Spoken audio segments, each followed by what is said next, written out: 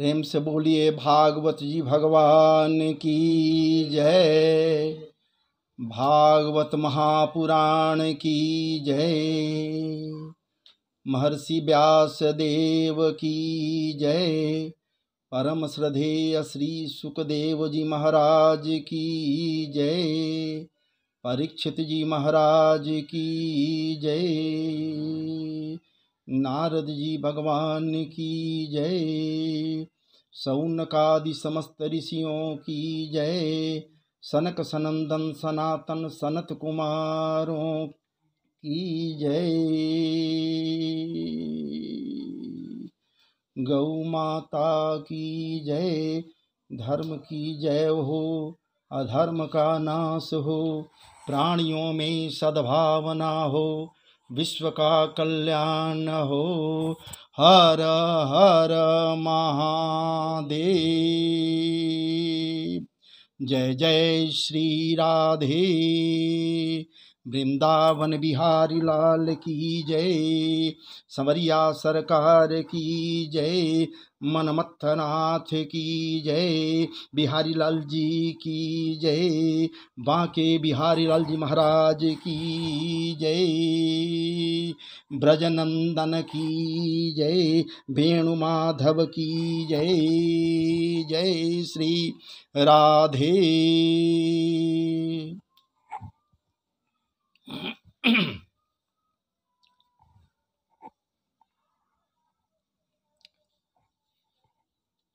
आइए आप समस्त श्रोतृवृंद मेरे इस चैनल से दूर दराज में बैठे हुए मेरे जितने भी प्रिय मित्रादि महानुभावों, समस्त के समस्त श्रोतृवृंदों, समस्त माताएं एवं बहनों, समस्त बाल वृंदों, या फिर राधा रमण लाल जी, या यूँ कहिए स्वयंभू श्री राधा रमण लाल जी के प्रेमाकांक्षी, या फिर उनके भक्ति रसधारा में स्नान करने वाले, निमज्जित होने वाले, या फिर भक्ति रस सुधा का पान करने वाले, या फिर ठाकुर जी के कथामृत को पीने वाले मेरे प्यारे समस्त के समस्त इस वीडियो को देखने वाले, सुनने वाले आप सज्जनों से मेरा निवेदन है कि आप इसे श्रवण करें, मनन करें, या फिर हृदयांगम करें, चूँकि सुनने का ही महत्ता सर्वोपरि है। जब तक श्रवण नहीं किया जाए, जब तक सुना नहीं जाए, तब तक कथा रस नहीं मिलेगा। इसलिए जब कथा रस पीना है तो पहले सुनिए, शांत चित्त से सुनिए। और उस दिन इसके पूर्व के वीडियो में मैं श्रोताओं का 3 लक्षण बतलाया था, जिसमें 2 लक्षणों के विषय में थोड़ा सा जो भी था सो मैं कहा था। एक और है, कैसे श्रोता पंडाल में बैठते हैं, वो श्रोता नहीं, वो सोता है, वो सोने का काम करते हैं, वो सोते हैं। कथा तो इधर महाराज जी के द्वारा चल रहा है, अनवरत चल रहा है, कथा प्रसंग चल रहा है, लेकिन उनका काम है वो भैया खराटा लेकर अपना सोने लगते हैं। लेकिन उनको छेड़िए नहीं, इसलिए कि भाई लोगों को नींद नहीं आती है, नींद ना आने की बीमारी होती है, लेकिन अगर यदि कथा प्रसंग में आकर ठाकुर जी के कृपा से यदि कुछ देर सोने का मौका मिल जाए तो उनको आप छेड़िए नहीं। तो इस प्रकार से श्रवण करने का महत्व ही सर्वोपरि है। अभगवदीय वार्ता या भागवत जी की कथा में प्रविष्टि पाने के लिए भाई सबसे बड़ी बात है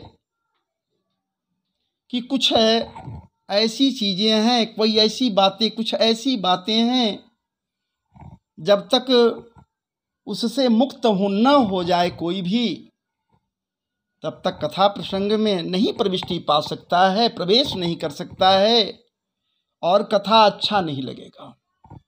उसे लगेगा कि न जाने महाराज जी क्या क्या बोल रहे हैं। इसलिए भागवत जी में प्रविष्टि के पहले, प्रवेश करने के पहले ये तय कर लेना है कि हमको प्रवेश करनी है तो हमारे अंदर कुछ बातें हैं जिनको हम अपने दिल से निकाल दें, मन से निकाल दें, और वो है भैया कामना, और सबसे बड़ी बात है क्रोध। ये क्रोध और काम अर्थात इच्छा जब तक पूरित नहीं हो रहा है, कोई सी चीज़ के पाने की इच्छा हो गई कि हम वो मिल जावे हमको, यदि वो नहीं मिल रहा है तो क्रोध चढ़ जाएगा। ऐसे क्रोध नहीं होता है। काम के बाद ही क्रोध होना है, लेकिन क्रोध पाप का मूल है, ये कहा गया है।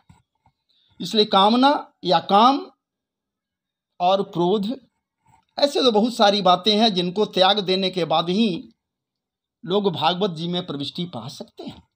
हम लोग भी प्रयास करते हैं भाई, हम लोग भी त्याग नहीं सकते हैं, लेकिन प्रयास करते हैं कि ऐसा कुछ नहीं हो कि मैं भागवत जी में प्रवेश कर रहा हूं और सही ढंग से प्रवेश न करूं,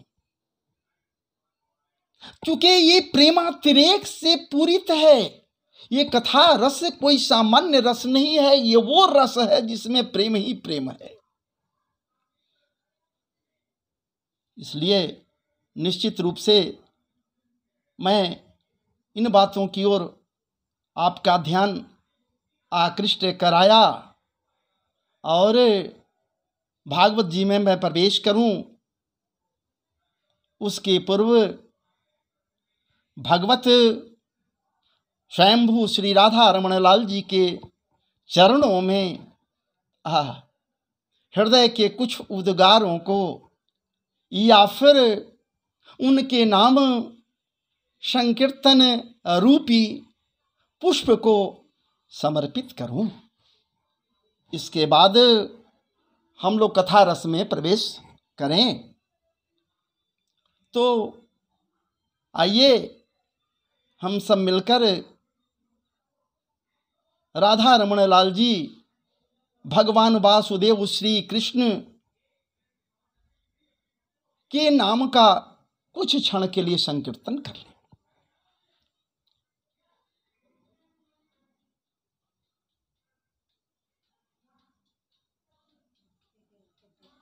गोविंद गोपाल हरे मुरारी, हे नाथ नारायण वासुदेव।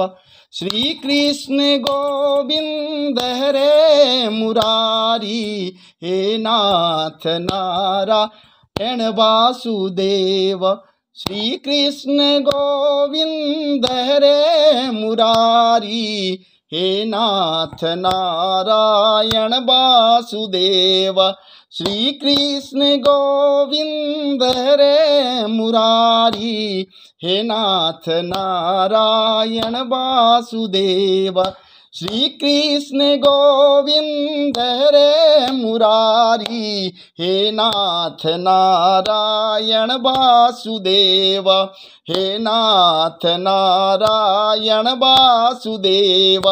हे नाथ नारायण वासुदेव। हे नाथ नारायण यण वासुदेव हे नाथ नारायण वासुदेव। श्री कृष्ण गोविंद हरे मुरारी हे नाथ नारायण वासुदेव। श्री कृष्ण गोविंद हरे मुरारी नाथ नारायण वासुदेव। श्री कृष्ण गोविंद हरे मुरारी हे नाथ नारायण वासुदेव। हे नाथ नारायण वासुदेव। हे नाथ नारायण वासुदेव। नटवर नागर नंदा भजो रे मन गोविंदा। नटवर नागर नंदा नटवर हारे रे नटवर हाजी तो नटवर नागर नंदा भजो रे मन गोविंदा। भजो रे मन गोविंदा हो भजो रे मन गोविंदा हो भजो रे मन गोविंदा। नटवर नागर नंदा भजो रे मन गोविंदा। नटवर नागर नंदा भजो रे मन गोविंदा। नटवर नागर नंदा भजो रे मन गोविंदा। तू ही नटवर तू ही नागर तू ही नटवर तू ही नागर तू ही बाल मुकुंदा। हाँ जी जी जी तू ही बाल मुकुंदा भजो रे मन गोविंदा। नटवर नागर नंदा भजो रे मन गोविंदा। नटवर नागर नंदा भजो रे मन गोविंदा। सब देवन में कृष्ण बड़े हैं सब देवन में कृष्ण बड़े हैं सब देवन में कृष्ण बड़े हैं कृष्ण बड़े हैं जी कृष्ण बड़े हैं सब देवन में कृष्ण बड़े हैं। ज्यों तारा बिच चंदा हाँ हाँ हाँ हाँ ज्यों तारा बिच चंदा भजो रे मन गोविंदा। नटवर नागर नंदा भजो रे मन गोविंदा। भजो रे मन गोविंदा हो भजो रे मन गोविंदा। नटवर नागर नंदा भजो रे मन गोविंदा। ध्रुव तारे सब सखियन में राधा बड़ी है सब सखियन में राधा बड़ी है राधा बड़ी है राधा बड़ी है। ज्यों नदियाँ बिच गंगा हाँ हाँ हाँ हाँ ज्यों नदियाँ बिच गंगा भजो रे मन गोविंदा। नटवर नागर नंदा भजो रे मन गोविंदा। ध्रुव तारे प्रहलाद उबारे ध्रुव तारे प्रहलाद उबारे ध्रुव तारे प्रहलाद उबारे। नरसिंह रूप अरे नरसिंह रूप धरंता हाँ हाँ हाँ हाँ नरसिंह रूप धरंता भजो रे मन हारे भजो रे मन गोविंदा। नटवर नागर नंदा भजो रे मन गोविंदा। नटवर नागर नंदा भजो रे मन गोविंदा। अरे नागर नंदा भजो रे मन गोविंदा। काली दह में नागा क्यों ना थो काली दह में नागा जो ना थो नाग जो ना थो नाग जो ना थो।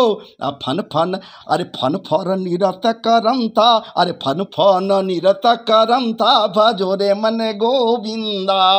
नटवर नागर नंदा भजो रे मन गोविंदा। फन फन निरत करमता भजो रे मन गोविंदा। गोविंदा। नटवर नागर नंदा भजो रे मन गोविंदा, नटवर नागर नंदा भजो रे मन गोविंदा। वृंदावन में रास रचायो, अरे रास रचायो जी रास रचायो, रास रचायो जी रस रचायो। वृंदावन में रस रचायो, वृंदावन में रस रचायो। नाचत बाल मुकुंदा हा हा हा हा, नाचत बाल मुकुंदा भजो रे मन गोविंदा, नाचत बाल मुकुंदा भजो रे मन गोविंदा।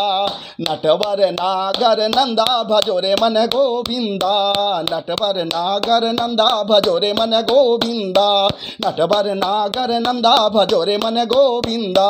भजो रे मन गोविंदा हो भजो रे मन गोविंदा, नटवर नागर नंदा भजो रे मन गोविंदा, नटवर नागर नंदा भजो रे मन गोविंदा। गोविंदा जय जय श्री राधे श्याम, वृंदावन बिहारी लाल की जय, वृंदावन बिहारी लाल की जय।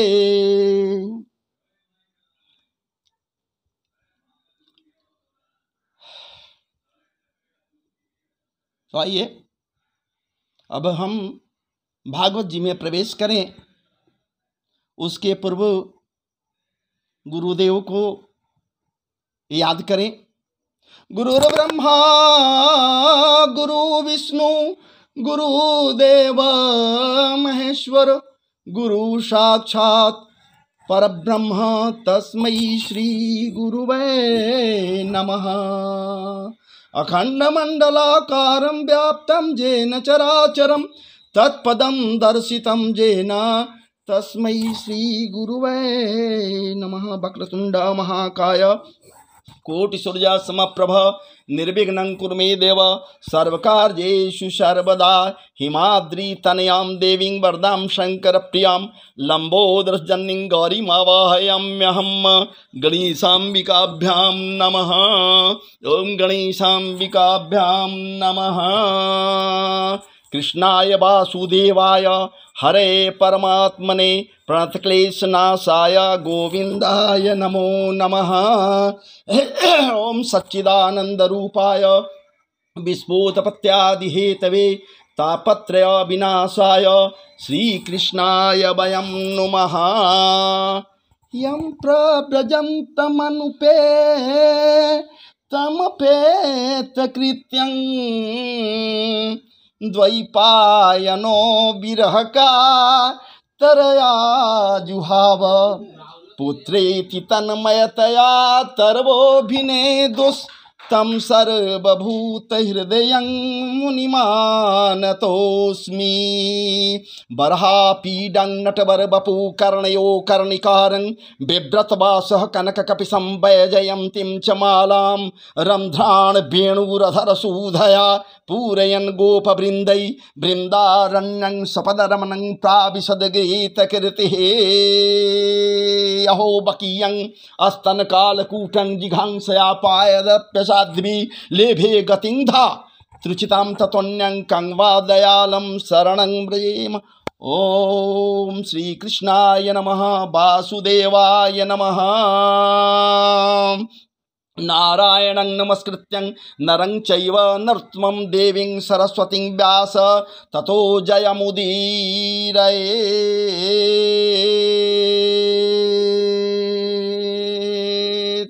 श्री कृष्णाय नमः, वासुदेवाय नमः। जय जय श्री राधारमण, जय जय नवल किशोर, जय गोपी चितचोर प्रभु, जय जय माखन चोर भगवान की जय। समरिया सरकार की जय, नटवर नागर भगवान की जय। जय श्री राधे। अकारण करुणा वरुणालय स्वयंभू श्री राधा रमण लाल जी भक्त वांछा कल्पतरु रससार सिद्ध रसमय, रसपूरित, प्रेम पूरित, प्रेमातिरेक पूरित, प्रेममय प्रसादामृत से ओतप्रोत,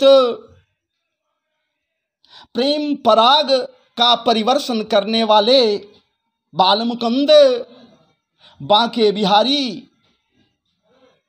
के अहेतु की कृपा प्रसाद एवं लालिमा लसित अधरामृतिक कणों का परिवर्षण कराने वाली प्रियाजू श्री राधा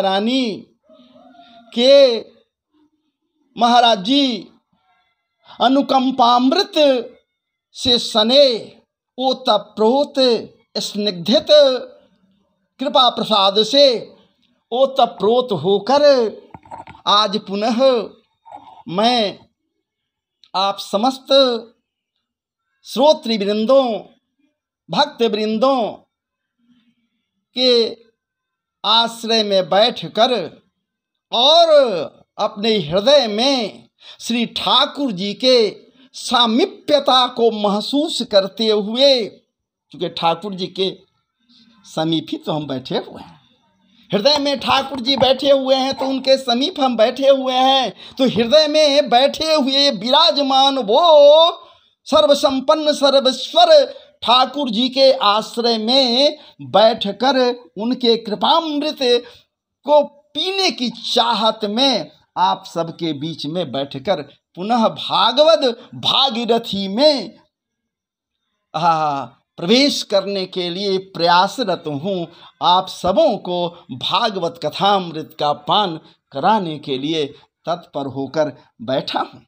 और ये मैं आज जो बैठा हूँ महाराज जी, ये कहीं और नहीं, इधर उधर नहीं, अपने ही पैतृक गांव तुर्क तेलपा जो पुनपुना के तट पर अवस्थित है और वो तीन तरफ से घेरे हुए हैं ये आदि गंगा पुनः पुनः। ये गंगा मैया के महाराज जी अविरल धारा अमृत को देखने के बाद में हृदय में जो धाराएं प्रस्फुटित होती हैं, महाराज जी उन्हीं धाराओं में ये भागवत रूपी पद्म पराग का प्रस्फुटन होता है। ये कोई सामान्य बात नहीं है। और ऐसा प्रतीत होता, ऐसा लगता है कि इनकी चर्चा सदैव करता रहूं। अपने आवास पर बैठकर आप लोगों के लिए कुछ चिंतन, कुछ कथा प्रसंग को रखने जा रहा हूं। और जिस कथा प्रसंग को आज मैं रख रहा हूं, ये कथा प्रसंग वो प्रसंग है जो प्रथम स्कंध के चतुर्थ अध्याय से लिया गया है। भागवत जी के, श्रीमद् भागवत जी के प्रथम स्कंध के चतुर्थ अध्याय में हैं और यहीं से मैं प्रारंभ करने का प्रयत्न कर रहा हूं। और अपने हृदय में जो उठ रहे उद्गार हैं वही मैं आपके सामने रखूंगा।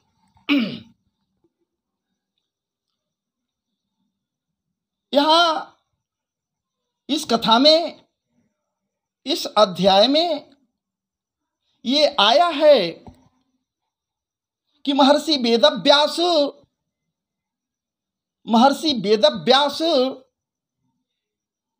भागवत जी के रचयिता, भागवत जी के द्वारा ही, वेदव्यास जी के द्वारा ही भागवत जी का रचना हुआ है। रचयिता वही है, लिखने वाले वही हैं। लिखने वाले तो गणेश जी हैं, लेकिन महाराज जी समाधिस्थ होकर जो बोलते गए, गणेश जी अपने तुलिकाबद्ध करते चले गए।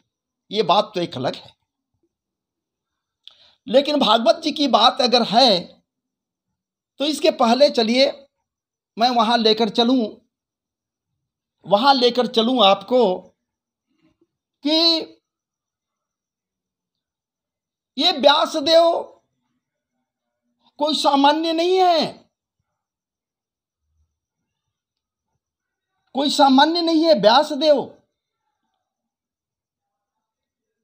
ये 17 पुराणों की रचना इन्होंने कर दी और अनेकानेक ये शास्त्रों की रचना इन्होंने की और वेद जो संहिता था उसे 4 भागों में विभक्त कर दिए। सामवेद, ऋग्वेद, यजुर्वेद, अथर्वण। पहले एक ही वेद था और 5वां वेद इतिहास पुराण या फिर महाभारत को ये बनाए जन सामान्य के लिए। वेदों के पठन पाठन में लोगों के अंदर उत्पन्न त्रुटियों को ध्यान में रखते हुए उसके निवृत्ति के लिए आसान सा एक और वेद बनाए, इतिहास पुराणों या फिर महाभारत। जनमानस आसानी से उस वेद को समझ सकते हैं। सब कर दिए, कहीं कुछ बाकी नहीं रहा। लेकिन इनके मन में संतोष नहीं हुआ। वेदव्यास जी के मन में संतोष नहीं है। इतनी रचनाएं इन्होंने की और सब कुछ करने के बाद भी इनके मन में संतोष नहीं है। लगता है इनके हृदय में, इनके मन में मुझसे कुछ छूट गया। अब क्या छूट गया भाई? अब इनको समझ में नहीं आ रहा है कि क्या छूट गया, आखिर हम छोड़े क्या?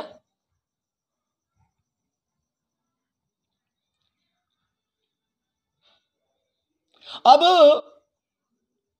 इन्हीं उथल पुथल में, उहापोह में अपने बद्रिकाश्रम के सम्याप्रास नामक आश्रम में बैठकर महाराज जी चिंतातुर हैं। वेदव्यास जो हैं वो चिंतातुर हैं। चिंता में निमग्न हैं। ये हमसे आखिर छूटा क्या? क्या कारण है कि इतना कुछ करने के बाद में भी हम संतोष मेरे अंदर नहीं आ रहा, संतुष्टि हमें नहीं हो रही है।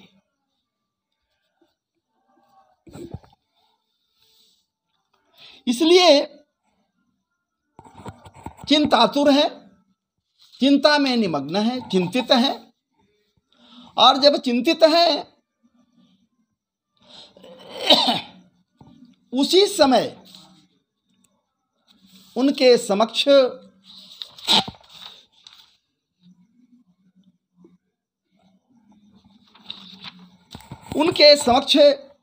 नारद जी का आगमन होता है। इनके पास नारद जी आते हैं।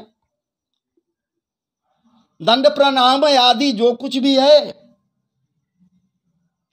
वो सब कुछ होता है। ब्रह्मपुत्र नारद हैं और किसी दिन नारद जी के प्राकट्य का या उनके जन्म के विषय में मैं निश्चित रूप से बताऊंगा कि कैसे वो एक दासी पुत्र थे। आप भगवत चरणारविंद में जाकर भगवान के श्री नाम, पवित्र नाम के संकीर्तन से ये नारद जी बने, भगवत भक्त बने, भगवत कृपा पात्र बने। वो पहुंच गए, वार्ताएं होने लगी, वार्ताएं चली दोनों के मध्य। और नारद जी इनसे कहते हैं कि महर्षि आप उदास दिख रहे हैं, क्या कारण है? आप तो सब कुछ लिख डाले, आप तो कहीं कुछ छोड़े नहीं। आप तो वेदों का विभाजन कर दिया, वेदों का विभाजन कर दिया, 4 भाग बना दिया, 5वां वेद भी बना दिया, 5वां वेद भी बनाया महाभारत के रूप में और इतिहास पुराणों के रूप में। और इतना ही नहीं, आप 17 पुराणों की रचना आपने कर डाली।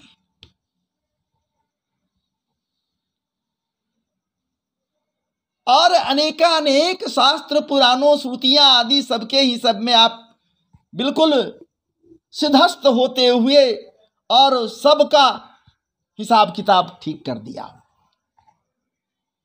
ऋषिवर, हमें ऐसा लगता है कि आप प्रसन्न नहीं हैं, आपका हृदय उद्विग्न है, आपका मन मनस्ताप से पीड़ित है। आखिर कारण क्या है? क्या कारण है कि सब कुछ करने के बाद में भी इस बद्री वन में, बेर वन में अपने आश्रम पर बिल्कुल शांत चित्त बैठे हुए और उद्विग्न सा प्रतीत हो रहे हैं? ऐसा प्रतीत हो रहा है मानो आपका न जाने कितना धन लुट गया है, न जाने आपका क्या खो गया है, न जाने आपसे क्या छूट गया है, न जाने आप क्या छोड़ दिया है।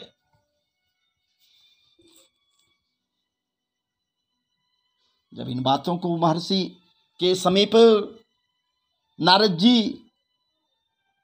कहते हैं,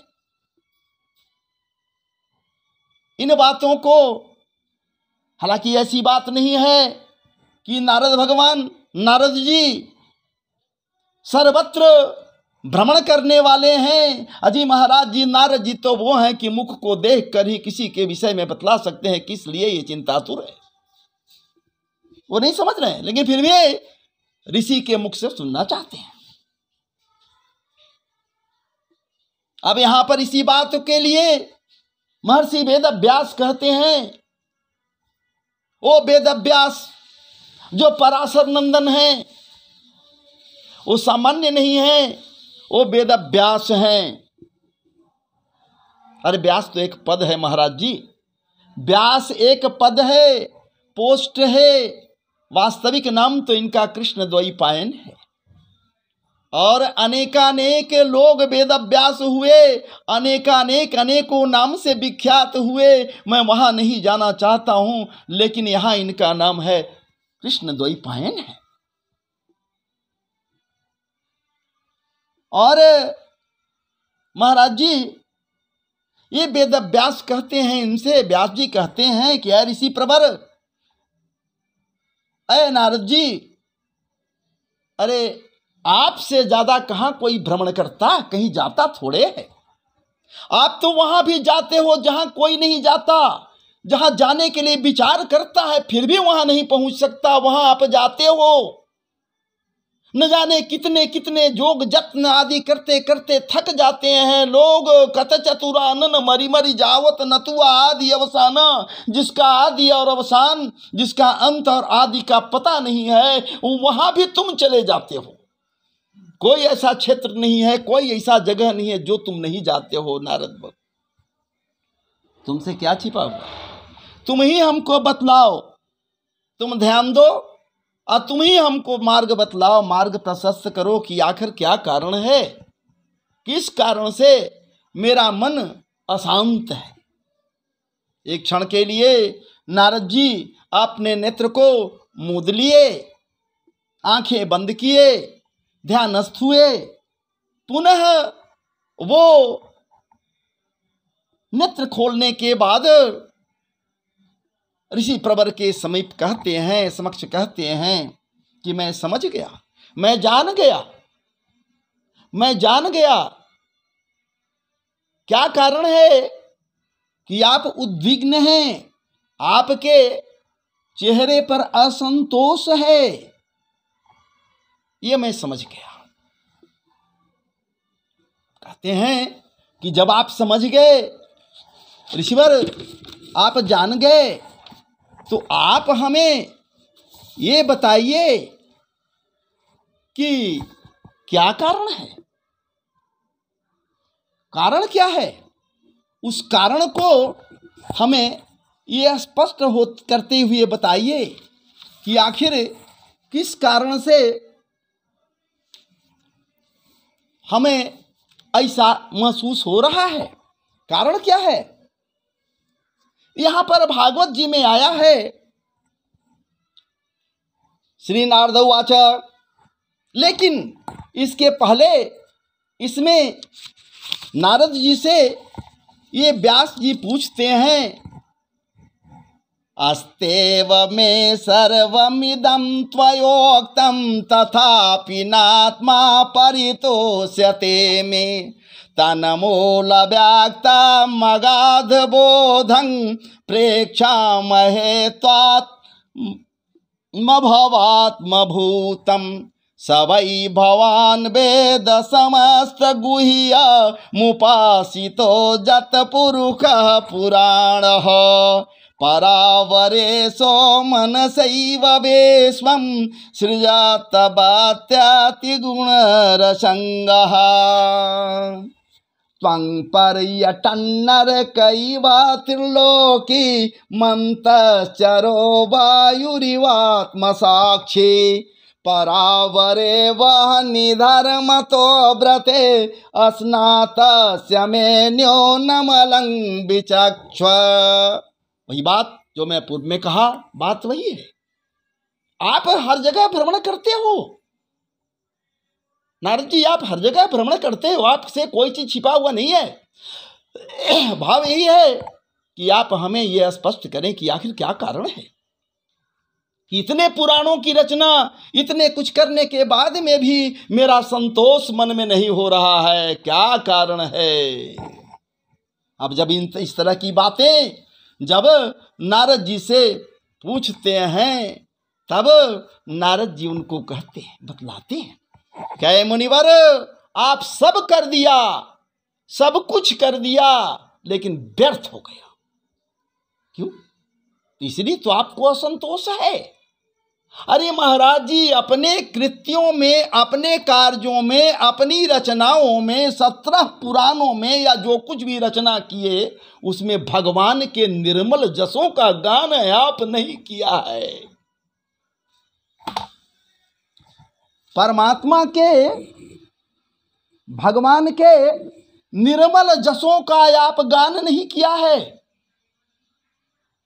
और जब तक भगवान के निर्मल जसों का गान नहीं करे आदमी, या फिर उनके रूप स्वरूप का चिंतन न करे, मनन न करे, उनके नाम का कीर्तन न करे, या फिर कीर्तन का प्रभाव न बतावे, उनके नाम का प्रभाव नहीं बतावे, या फिर उनके निर्मल जस का गान न करे, तो ये महाराज जी तुच्छ है, कुछ नहीं है, कुछ नहीं हुआ। इसलिए यहां पर कहते हैं,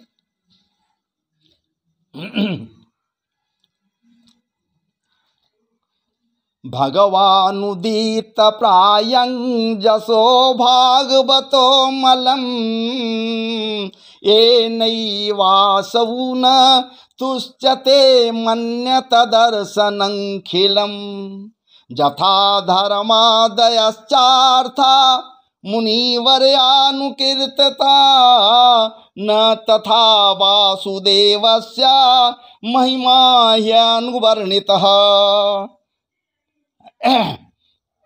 न यद्वच अस्यत्रपदं हरेर्जसौ जगत् पवित्रं प्रगृहीत कर्हिचित् त्वद्वायसं तीर्थमुसन्ति मानसा न जत्र हंसा निरमन्तु शिक्षया त्वद्वाग्विसर्गो जनतापविप्लवो यस्मिन् प्रतिश्लोकमवदवत्यपि न मन्यन्नन्तस्य जसोऽङ्कितानि चिणवन्ति गायन्ति गृह्णन्ति साधवः नैष्कर्म्यमप्यच्युत भाववर्जितं न शोभते ज्ञानमलं निरञ्जनं कुतः पुनः शाश्वतभद्रमीश्वरेण चार्पितं कर्म यदप्यकारणम् अथो महाभाग भवान् मौद्रिक सोचे श्रवा सत्यरतो धृतव्रतः उरोक्रमस्याखिल बंध मुक्तये समाधिनानुस्मर सद्विचेष्टितम्।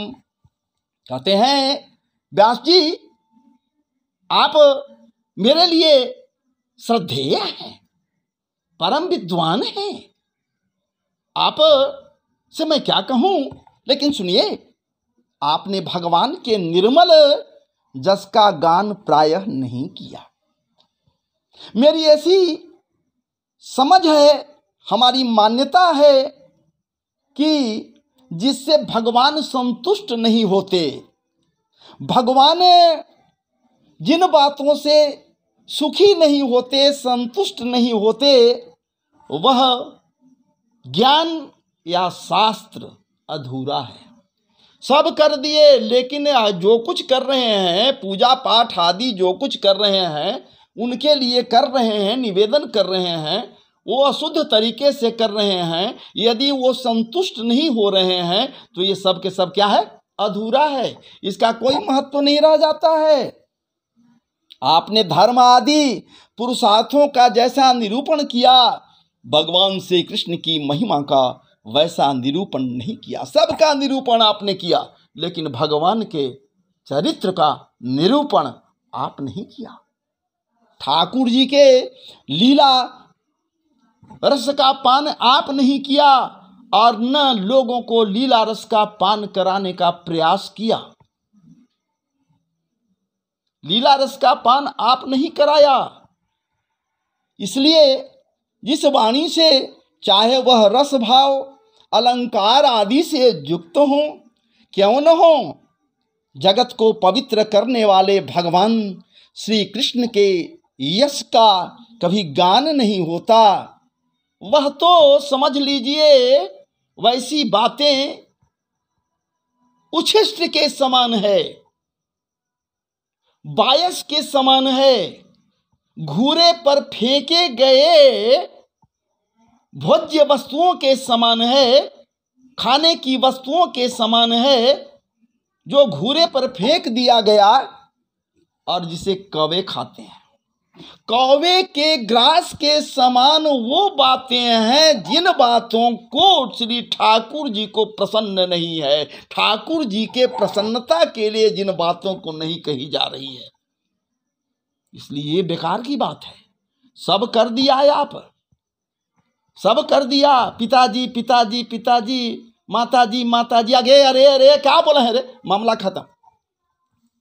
क्या बात है, मन में राम बगल में चूड़ी, ऐसी बात वेद व्यास के अंदर में नहीं है। लेकिन फिर भी आप छोड़ दिया, आप ये नहीं किया। अगर आप ये किए रहते तो संतोष होता, असंतोष नहीं होता। अरे महाराज जी, मैं तो ये कहता हूं कि वैसे कान में क्या बात है, उस वैसे कान को बंद कर लेना चाहिए, हमेशा के लिए बंद कर लेना चाहिए। जो कान ठाकुर जी के लीला चर्चा को सुनने के लिए तैयार नहीं हो रहा है, जो सुनना नहीं चाहता है, ठाकुर जी के कीर्तन को श्रवण नहीं करना चाहता है, जहाँ कहीं ठाकुर जी का नाम हो रहा है, कृष्ण नाम की चर्चा हो रही हो, संकीर्तन हो रहा हो, और वो यहाँ वहाँ यदि एक कान सुनने का प्रयत्न नहीं करता हो, सुनना नहीं चाहता हो, तो ऐसे कानों में महाराज जी ठेपी लगा दो, बंद कर देना चाहिए, मेरा विचार है।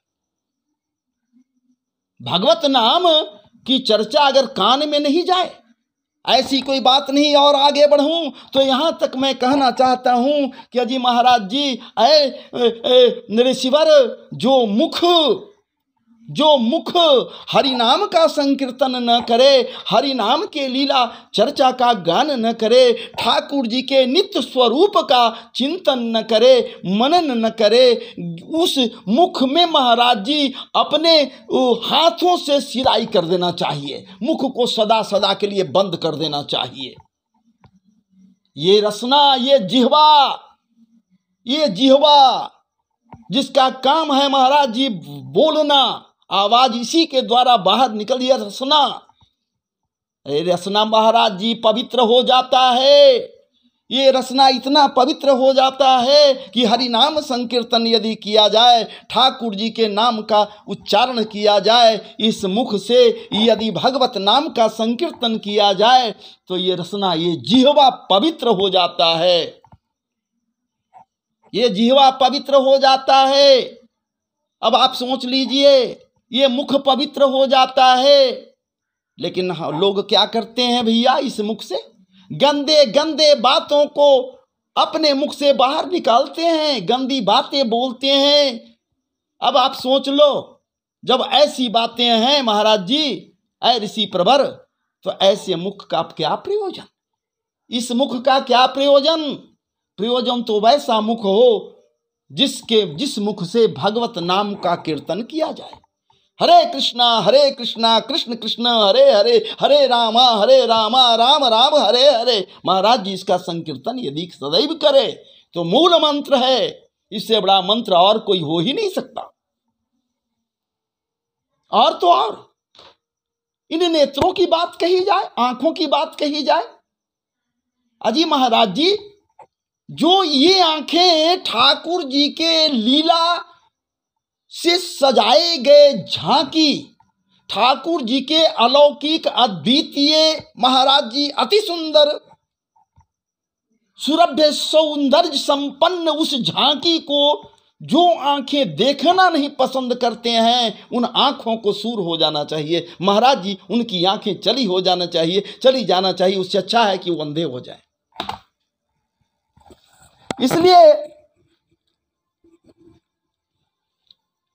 इसलिए इन बातों के अलावे बहुत तरह की बातें यहाँ पर वेद व्यास जी के समक्ष नारद भगवान कहते हैं, नारद जी कहते हैं और कहते हैं कि बस आप ठीक है सब किए, धर्मादि की व्याख्या आपने की, लोलुपताओं की व्याख्या आपने की, अस्पृहाओं की व्याख्या आपने की, सब कुछ आप किए, बहुत कुछ किए, लेकिन महाराज जी आप भगवान के चरण कमल का सेवन और भजन करने के लिए लोगों को प्रेरित नहीं किए। यदि आप उनके चरणों की सेवा और उनके भजन पान करने के लिए यदि आप उनको महाराज जी मार्ग अपने कृति के द्वारा किए होते तो आपको अफसोस नहीं होता। और इस प्रकार से महाराज जी नारद जी वेद व्यास को बहुत सी बातों को बतलाते हुए और कहते हैं, सत्य संकल्प व्यास जी पुरुषोत्तम भगवान श्री कृष्ण के प्रति समस्त कर्मों को समर्पित कर देना ही संसार के तीनों तापों की एकमात्र औषधि है। अब देखिए, सब समझा रहे हैं, सब बतला रहे हैं व्यासदेव को। नारद जी कहते कि सच्चिदानंद रूपाय विश्वोत्पत्त्यादि हेतवे तापत्रय विनाशाय श्री कृष्णाय वयं नमः। अजी महाराज जी आप लिखा जरूर है, लेकिन आप थोड़ा ध्यान दीजिए कि तीनों प्रकार का जो ताप है, दैहिक दैविक भौतिक, तीनों प्रकार का जो ताप है, इन तीनों प्रकार के तापों का शमन हो जाएगा, तीनों प्रकार के ताप निर्मूल हो जाएंगे। ताप निर्मूल होगा, दुख नहीं निर्मूल होगा, दुख समाप्त नहीं होता है, दुख जनित ताप निर्मूल होता है। दुख तो दुख है, चूंकि ये दुखालयम है, शाश्वतालयम है, यहाँ तो दुख ही दुख है भैया। बड़े बड़े लोगों से भी पूछ दो, क्या भैया तुम आराम से हो? तो नहीं भैया मैं तो बहुत दुखी हूँ। क्या हुआ? तो ऐसे हुआ, अनेकों तरह का दुख है, फलना ढुकना, इतना दुख है, दुख गिना देगा। लेकिन यदि ठाकुर जी, तो प्रश्न उठता है कि क्या ठाकुर जी के कृष्ण नाम के संकीर्तन करने से दुख समाप्त हो जाएगा?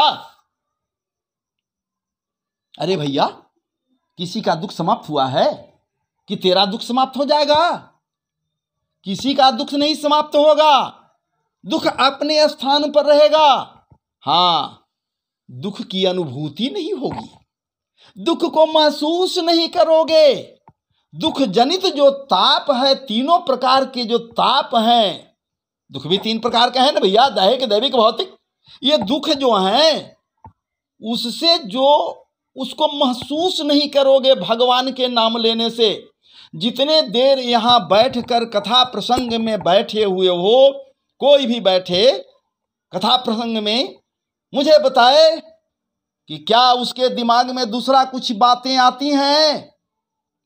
कली क्या करता है? कलयुग है, हम लोग कहते हैं कलयुग है, कलयुग है, कलयुग है तो कलयुग जरूर, लेकिन कलयुग क्या आपके दिमाग में बैठता है उतने देर के लिए? नहीं बैठता है। वो दिमाग को बदल देता है कलयुग, सोचने के लिए विवश कर देता है, ये करो, वो करो, वो करो, वो करो में लगाता है कलयुग। लेकिन जितने देर कथा पंडाल में बैठकर या भागवत जी के आश्रय में बैठकर कथा श्रवण करता है, भगवत नाम की कथा सुनता है लोग, वहां दिमाग में बाकी कोई चीज नहीं आता। कली का क्या औकात, वो आ नहीं सकता है, कभी नहीं वहां आ सकता है। और ये ताप जो है, तीनों प्रकार का जो ताप है कली के द्वारा जो मिल रहा है, ये महाराज जी निर्मूल हो जाता है। मतलब क्या? ये महसूस नहीं होता है, महसूस नहीं होता है। गर्मी वही है, आग पर अगर बर्तन चढ़ा हुआ है गर्मी वही है, लेकिन यदि उसको कपड़ा से पकड़कर नीचे उतार देते हैं तो कहां हाथ जलता है महाराज जी? हाथ नहीं जलता है। बस कपड़ा क्या करता है? कवच है, रक्षा करता है, अनुभूति नहीं होने देता है कि गर्म है, हाथ जल जाएगा, कुछ नहीं होता है। बस यही मानकर चलिए कि कृष्ण कवच को पहन ले, कृष्ण नाम का कवच यदि कोई पहन ले, कृष्ण संकीर्तन नाम का यदि कोई कवच पहन ले, या अपने शरीर पर धारण कर ले, या कृष्ण नाम में सदैव डूबा रहे, या फिर ये महसूस करे वो समरिया सरकार मनमथनाथ हमारे अंदर वही विराजित है, अभिराजित है महाराज जी, तो फिर क्या औकात की तीनों प्रकार के ताप जो है उसको अनुभूति हो सकता है? महसूस नहीं करेगा कोई, महसूस नहीं कर सकता है, महसूस नहीं हो सकता है। और ठाकुर जी ही तो कथा रूप में हैं, तब तो गोपियां कहती हैं हम वहां भी नहीं जाना चाहते, अभी तो यही हैं। लेकिन एक छोटा सा दृष्टांत देते हुए, तब कथामृतम तप्त जीवनम कविभिरीरितम कलमसापहम श्रवण मंगलम श्रीमदाततम भुवि गृहन्ति ते भूरिदा जनादि आदि जो वहां प्रसंग आया है वो स्पष्ट है कि कथामृत का हम पान कर चुके हैं, कथा कवच को हम धारण कर चुकी हैं। गोपियां कहती हैं कि हम मरूं कैसे, प्राण निकले कैसे? अरे कथा कवच को हम पहन लिए हैं, कथा रूपी कवच को हम जब पहन लिए हैं, कथा रूपी कवच को हम धारण कर लिया है, तो हम मर कैसे सकते हैं? मरने का प्रश्न ही नहीं उठता है।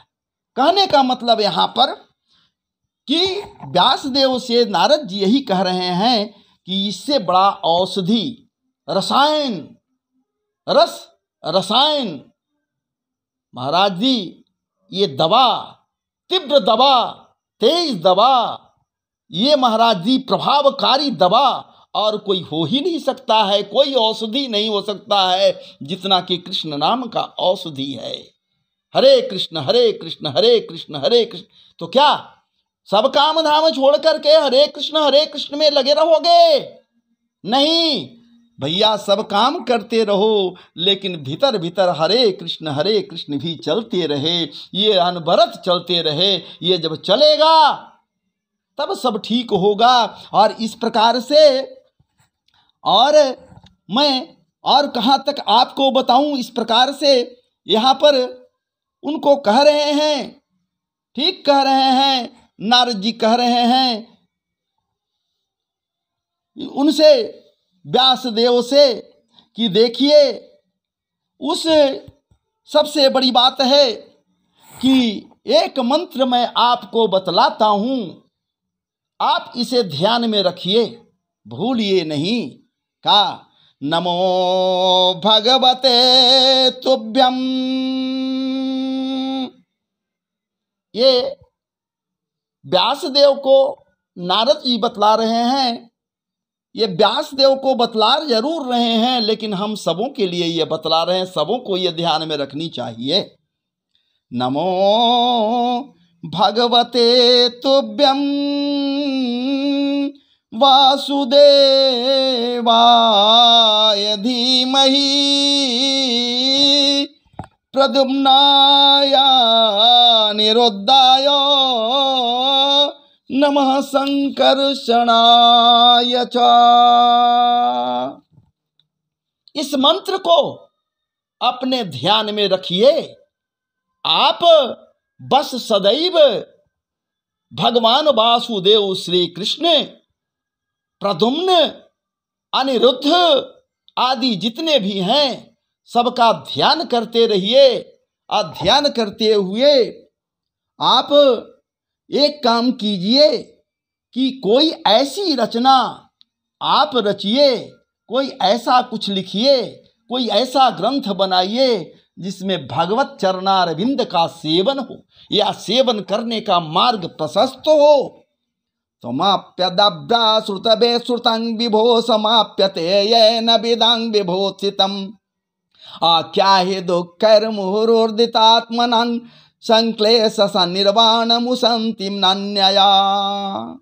और इस प्रकार से आप निश्चित रूप से जैसे ही ऐसे ग्रंथ की रचना आपके द्वारा होगी तो जन सामान्य, जन समुदाय, दुख, दारिद्र्य, पाप में पचने वाले सामान्य जन, दुखी जन भी महाराज जी उस रचना के आश्रय में या फिर उस ग्रंथ के छाया में, उस वांग्मय ब्रह्म के छाया में, उस शब्दमय ब्रह्म के छाया में, उस वाक्यमय ब्रह्म के छाया में बैठकर महाराज जी समस्त दुखों को पार कर जाएंगे। जिस प्रकार से छोटे से गड्ढे में गाय पार हो जाती है, बस उसी प्रकार से वो पार हो जाएंगे। इस प्रकार से निश्चित रूप से आप ये दुखों के द्वारा जो लोग बार बार रौंदे जा रहे हैं, बार बार उनको सता रहा है दुख, दारिद्र्य, क्लेश, तो उससे छुटकारा उनको मिल जाएगा तब जब आप इस ग्रंथ का एक अलग से एक ग्रंथ का निर्माण कीजिए। और इस प्रकार से जब बातें हुई महाराज जी, तो वहां पर इस प्रकार से अपने पूरे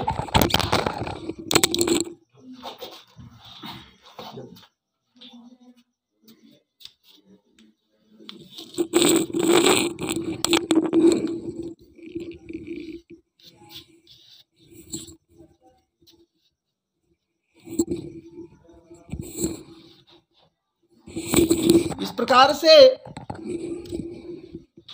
तकनीकी गड़बड़ी, इस प्रकार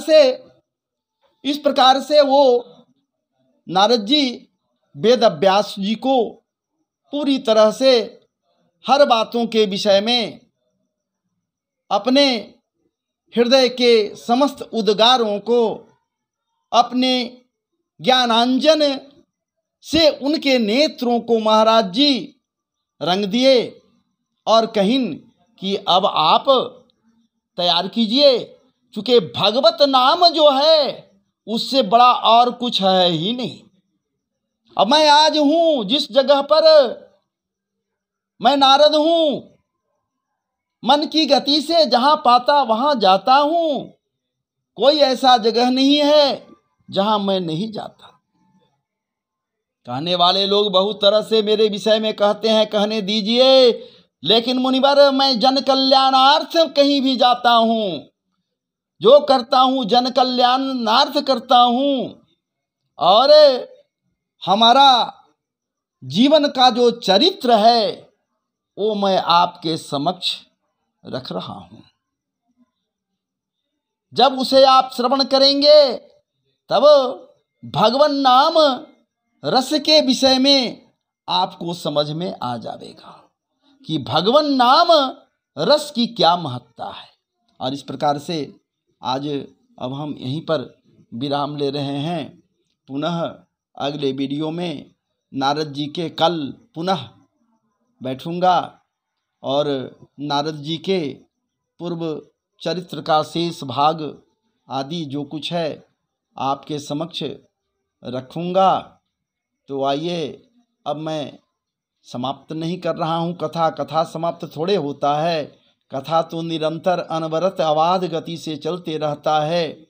इसलिए कथा समाप्त नहीं हो रहा है, ये विराम ले रहा है। अभी हम विराम ले रहे हैं स्वयं भी, और कथा को भी विराम दे रहे हैं। ठाकुर जी से जो कथा रूप में यहाँ विराजित हैं, उनसे मेरा निवेदन है, हे नाथ अब आप भी विराम लें, और पुनः जब मैं बाद में आपको आवाहन करूं, आप निश्चित रूप से आकर कृतार्थ करें, ताकि मैं कथा को आगे विस्तार कर सकूं। तो इस प्रकार से आइए जो है सो 2 क्षण अब कथा समाप्त कर रहे हैं। तो जय सिया राम, जय जय सिया राम, जय सिया राम, जय जय सिया राम। हे कृष्ण कृष्ण कृष्ण, हे कृष्ण कृष्ण कृष्ण, हे राम राम राम, हे राम राम राम, हे कृष्ण कृष्ण कृष्ण, हे राम राम। इस प्रकार से अभी आपके समक्ष ये कथा को रखे, तो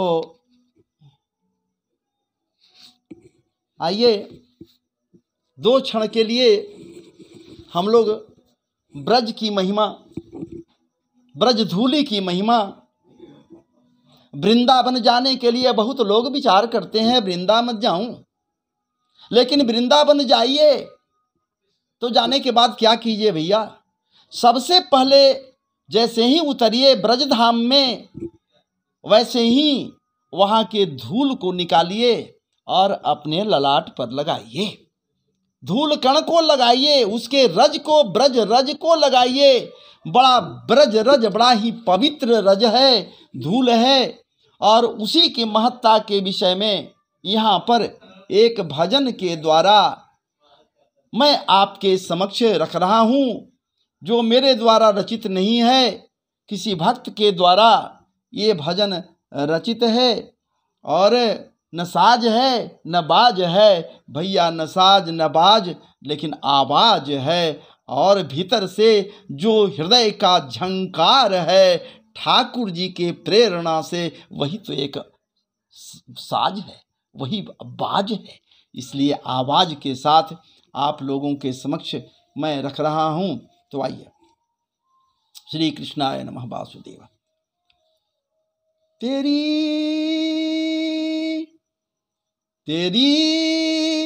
बिगड़ी बना देगी, तेरी बिगड़ी बना देगी, तेरी बिगड़ी बना देगी, चरण रज राधा प्यारी की, तेरी बिगड़ी बना देगी, चरण रज राधा प्यारी की, तेरी बिगड़ी बना देगी, चरण रज राधा प्यारी की, चरण रज राधा प्यारी की, चरण रज राधा प्यारी की, तेरी बिगड़ी बना देगी, चरण रज राधा प्यारी की, तेरी बिगड़ी बना देगी, चरण रज राधा प्यारी की। तू बस एक बार श्रद्धा से, तू बस एक, क्या कहते हैं, तू बस एक बार श्रद्धा से लगा कर देख मस्तक पर। तू बस एक बार श्रद्धा से लगा कर देख मस्तक पर, लगा कर देख मस्तक पर। खोई सोई किस्मत जगा, सोई किस्मत जगा देगी चरण रज राधा प्यारी की। सोई किस्मत जगा देगी चरण रज राधा प्यारी की। तेरी बिगड़ी बना देगी चरण रज राधा प्यारी की। तेरी बिगड़ी बना देगी चरण रज राधा प्यारी की। दुखों के घोर बादल हों, दुखों के घोर बादल हों, दुखों के घोर बादल हों या लाखों आंधियाँ आए। दुखों के घोर बादल हो या लाखों आंधियाँ आए, या लाखों आंधियाँ आए। तुझे सबसे बचा लेगी चरण रज राधा प्यारी की। तुझे सबसे बचा लेगी चरण रज राधा प्यारी की। तेरी बिगड़ी बना देगी चरण रज राधा प्यारी की। तेरे जीवन के अंधियारों, तेरे जीवन के अंधियारों में बन कर रोशनी तुझको, तेरे जीवन के अंधियारों में बन कर रोशनी तुझको, कि बन कर रोशनी तुझको नया